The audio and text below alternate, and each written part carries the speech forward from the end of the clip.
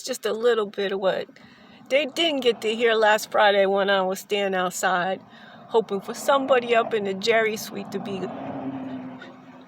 Who's that lady, like, standing next to the very loud Free Palestine chants, accusing Jerry of some malfeasance?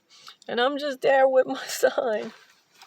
Tell me this ain't redheaded Kramer. Stand there, oh, this Free Palestine chant.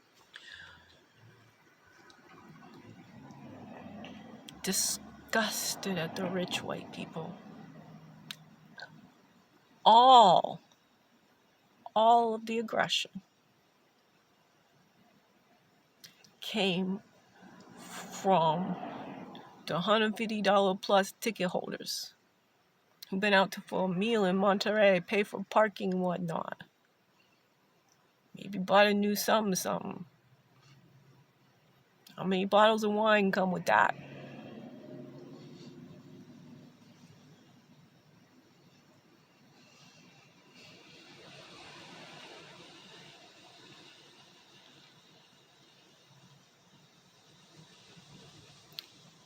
Why are we holding so much goodness and enjoyment and fun and experience of life?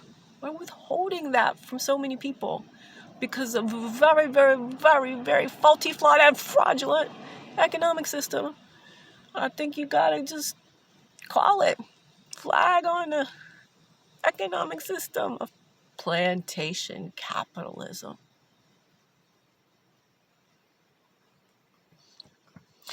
There's a arc, season 2 or 3 of Breaking Brilliant, set in Oaktown, where I have lived. I have had an address.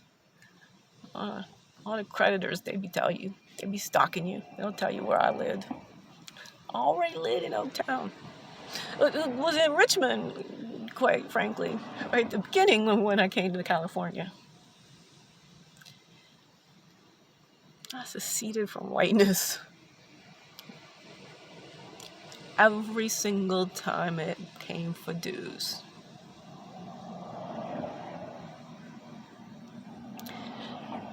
Now, I still had an enormous amount of just in the ether privilege, which just barely kept me alive. And this story is about the theme of all my work. We are all African ancestrally. So, season 2 or 3, I'm going to take this Mensa challenge. I'm going to take the test. And I'm asking for one autistic accommodation. Dun-dun-dun. I need to be able to phone Temple Grandin. I need to explain if they say I got something wrong, if I don't score well on the Mensa, which I will. But okay, if I can imagine they're gonna say I got something wrong. And what I'm gonna say is, let's phone Temple. We autistic women do not like it when you assert something and we see other options. Our minds see more possibilities. It's a plain fact. We're not spending enough time seeing the pivot between the challenging behaviors that are completely autonomic because of nervous system impedance. Once that's handled, what's right with us? We can port so much energy through certain parts of our brain and all of us have savant skills. And I would say the more intense the locked-innedness and the acting outedness and the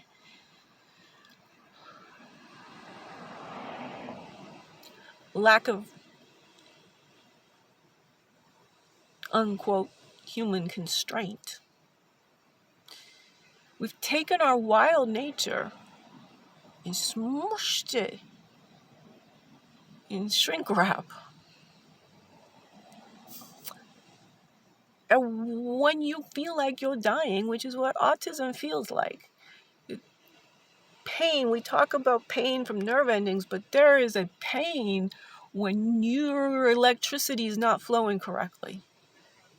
It's diffuse pressure, tension, frustration.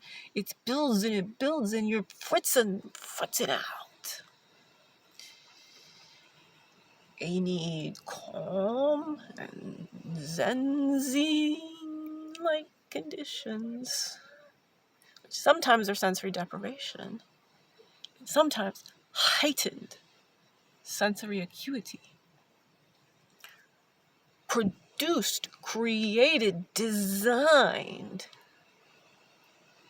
to let you feel that Ferrari Maserati-ness in your own engine. Ever felt that? That's what I call trance. All right. Yeah. So there'll be a through line. This is a real show I'm running over here, people. Bernie Mac maneuver. Show me my show deal. Hashtag Breaking Brilliant. And sort of the hard problem of autism into an easy pivot. Show you how to surf a canine autistic meltdown with flair and ease, because I got the theory of mammalian functioning that I like to call the philosophical hypothesis of bio-electromagnetism. It's a unifying theory of human energy, potential, well-being. That's philosophy speak for body, mind, soul. Integrated human functioning. I got a theory for that. And it works so well, keeping you alive when the entire culture went cray-cray.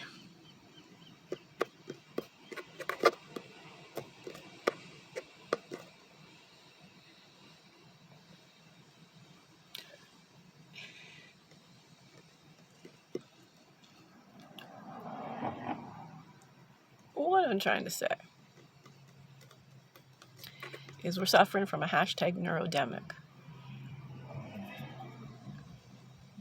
And the capacity of the minds of adults in the US of hypocrisy is not up to the task of saving our species from self-extincting. Just speaking the truth. We need all the brain power we can get on the side of saving our species from self-extincting. Are you with me? Harmony.